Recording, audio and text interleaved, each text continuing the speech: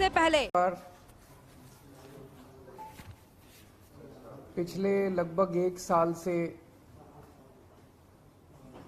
Bharatiya Janata party चिल्ला चिल्ला के कह रही है कि दिल्ली में कोई शराब घोटाला हो गया और देश की जो भी सबसे बड़ी से बड़ी जांच एजेंसियां हैं वो अपना सारा काम धंधा छोड़ के इस शराब घोटाले की जांच में लगी हुई हैं। तो मैं समझता हूं कि उनको अब तक तो शराब घोटाले के सब कुछ मिल ही गया होगा, सारा पैसा भी मिल गया होगा, सब कुछ मिल गया होगा। तो पहले 2-3 मिनट में इसी पे चर्चा करना चाहूँगा कि शराब घोटाले में जांच एजेंसियां कैसी जांच कर रही है, क्या मिला अभी तक। इसमें मनीष सिसोदिया जी जो कि फाइनेंस मिनिस्टर थे, डिप्टी चीफ मिनिस्टर थे, उनके ऊपर सबसे बड़ा आरोप ईडी ने और सीबीआई ने लगाया है कि मनीष सिसोदिया जी ने अपने 14 फोन तोड़ दिए। तो इन्होंने सबूत खत्म करने की कोशिश की। ये सारी जांच वांच करने के बाद इन एजेंसीज ने मनीष सिसोदिया पे आरोप लगाया कि 14 फोन तोड़ दिए। ये ईडी की चार्जशीट है,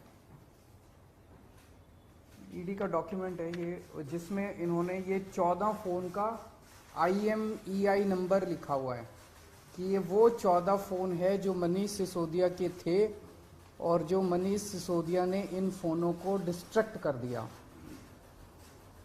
ये ईडी के डॉक्यूमेंट में है।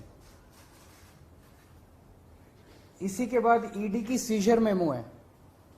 ईडी कुछ भी सीज करता है तो उसको मेमो, इन 14 में से ईडी खुद ही कह रही है सीजर मेमो कि 4 फोन हमारे पास हैं। ये इनका सीजर मेमो है, इंपाउंडिंग ऑर्डर 18 मार्च 2023 का और इंपाउंडिंग ऑर्डर 5 जनवरी 2023 का। 4 फोन उसमें से इनके पास हैं और एक सीबीआई का ये डॉक्यूमेंट है, 1 फोन सीबीआई के पास है। तो 14 में से 5 फोन तो इनके अपने पास ही हैं जो कह रहे हैं कि मनीष सिसोदिया ने तोड़ दिए।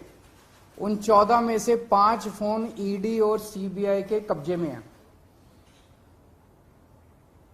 बाकी 9 फोन। तो जब इन्होंने ये आरोप लगाया, हम तो छोटे लोग हैं, हमारे पास इतने साधन नहीं थे, लेकिन फिर भी अपने सीमित साधनों से पिछले महीने 1.5 महीने में हमने भी थोड़ी जांच करी तो पता चला बाकी मोस्टली फोन, एक आध को छोड़ के वो भी पता चल जाएगा का, मोस्टली फोन जिंदा हैं, कोई ना कोई इस्तेमाल कर रहा है। और उन फोन को कोई वॉलंटियर के पास है, कोई कहीं है, कोई कहीं है, कोई ना कोई इस्तेमाल कर रहा है। वो मनीष जी के फोन नहीं है, वो कोई ना कोई इस्तेमाल कर रहा है। वो फोन जिंदा हैं और ये फैक्ट कि ये फोन जिंदा हैं ये ईडी को भी पता है और ये सीबीआई को भी पता है। सो ईडी ने और सीबीआई ने झूठ बोल के ओथ पे, एफिडेविट पे कोर्ट को गुमराह किया और झूठा सबूत उन्होंने कोर्ट के सामने पेश किया, क्योंकि सच तो कुछ मिला नहीं, कुछ था ही नहीं, शराब घोटाला कुछ है ही नहीं, तो निकाले क्या। तो उन्होंने झूठ बोल के मनीष सिसोदिया को फंसाने की कोशिश की, कोर्ट को झूठ बोला। अब ये रोज किसी ना किसी को पकड़ लेते हैं, किसी ना इसको गिरफ्तार कर लिया, उसको गिरफ्तार कर लिया, ये कर लिया।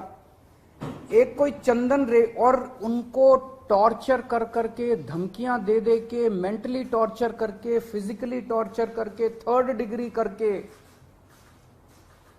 उनसे केजरीवाल का नाम ले लो, मनीष सिसोदिया का नाम ले लो, इनको फंसाओ, उनको किया जा रहा है। कोई चंदन रेड्डी है, हम तो जानते भी नहीं है कौन है। चंदन रेड्डी को इतना मारा, ये उसकी मेडिकल रिपोर्ट है। चंदन रेड्डी की मेडिकल रिपोर्ट में लिखा है, patient has alleged trauma to both ears and face by ED officers on 16 सितंबर 2022 एंड 17 सितंबर 2022।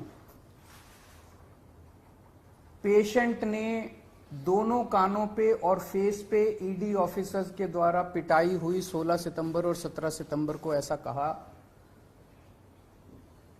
पेशेंट कंप्लेनिंग ऑफ, ये है कि सुनाई नहीं दे रहा, और jaw pain on opening mouth. और इन्वेस्टिगेशन पे पता चला right ear mild to moderate mixed hearing loss, left ear severe to profound mixed hearing loss. उसके कान के पर्दे फट गए, उसको सुनाई नहीं दे रहा। ऐसा चंदन रेड्डी से ईडी क्या उगलवाने की कोशिश कर रही थी? उसको क्या कहने का दबाव डाला जा रहा था कि उसकी इतनी पिटाई करी कि उसके कान के पर्दे फट गए? उसको किस कागज पे दस्तखत करने के लिए कहा जा रहा था? और उसने झूठ बोलने से मना कर दिया तो उसकी पिटाई की उन्होंने। इसके बाद अरुण पिल्लई हैं कोई, उनको धमकियां दी गई, टॉर्चर किया गया, उन्होंने अपना बयान वापस ले लिया अगले दिन। उस दिन तो उनसे कुछ लिखवा लिया, कहीं साइन करा लिया, लेकिन उसके 2-4 दिन बाद उन्होंने कोर्ट में बयान दिया कि मुझे टॉर्चर करके बयान लिया गया। समीर महेंद्रू से टॉर्चर करके बयान लिया गया, उन्होंने अपना बयान वापस ले लिया। मनस